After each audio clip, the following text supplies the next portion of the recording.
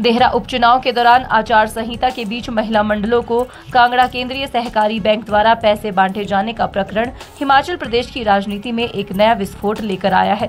पूर्व विधायक राजेंद्र राणा ने एक बार फिर राज्य सरकार पर करारा हमला बोला है। उन्होंने आरोप लगाया कि देहरा उपचुनाव के दौरान मुख्यमंत्री सुखविंदर सिंह सुक्खू की पत्नी को चुनाव में लाभ पहुंचाने के लिए कांगड़ा केंद्रीय सहकारी बैंक के माध्यम से महिला मंडलों के खातों में पैसे ट्रांसफर किए गए। राणा का कहना है कि आचार संहिता का घोर उल्लंघन है और सीधा भ्रष्टाचार की श्रेणी में आता है। उन्होंने कहा कि सरकार लाख कोशिश करके भी अब तथ्यों को छिपा नहीं सकती।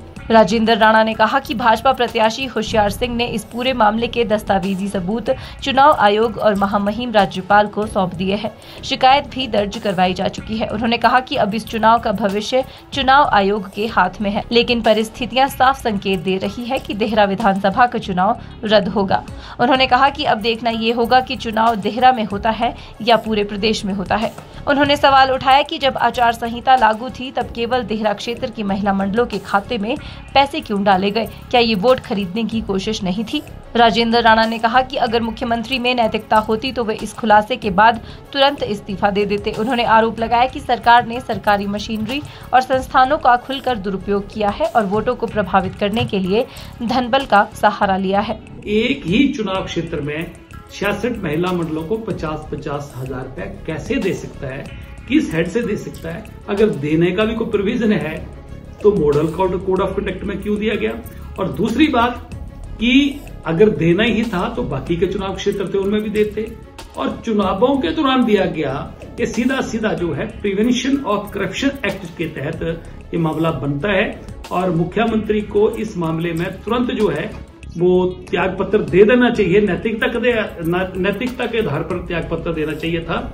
और अभी क्योंकि ये उनकी मुख्यमंत्री के उनके मुख्यमंत्री के तौर पर उनके पास विभाग भी है, मंत्री भी इसी उनके पास कॉर्पोरेटिव विभाग के जो बैंक्स हैं ये उनके पास हैं और अपनी पत्नी को फायदा पहुंचाने के लिए चुनाव जताने के लिए सारा मामला हुआ है।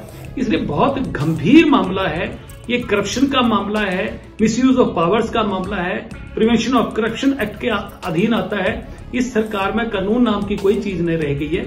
और वैसे भी ये जो सीट है वो मुझे लगता है कि इसको जो अनसीट सीट होगी ये, इसको जो है उनकी धर्मपत्नी को यहाँ से विधायकी से जो हटाया जाएगा और मुख्यमंत्री को तुरंत जो है अपने पद से त्याग पत्र भी देना चाहिए। और मुझे लग रहा है कि सरकार को ये जो करप्शन वाला मामला हुआ है, ये इतना बड़ा मामला हुआ है और सरेआम इसके एविडेंसेस हैं, तो इसके ऊपर जो एफआईआर दर्ज होनी चाहिए थी। आज तक एफआईआर दर्ज नहीं हुई। कांगड़ा कोऑपरेटिव बैंक में जिन लोगों ने इसको वन टाइम सेटलमेंट के लिए पैसा लिया उनके खिलाफ कोई कार्रवाई नहीं हुई।